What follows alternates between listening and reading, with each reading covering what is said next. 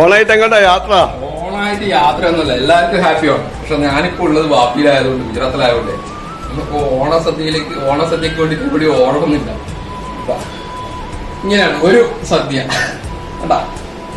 ഇത് നമ്മുടെ ഗുജറാത്ത് വാപ്പിയിലത്തെ സദ്യ കാണാം. ഇതാണ് വാപ്പി വിശേഷം. ഓണം വലിയ ഓണാഘോഷം, വലിയ പരിപാടിയൊന്നുമില്ല.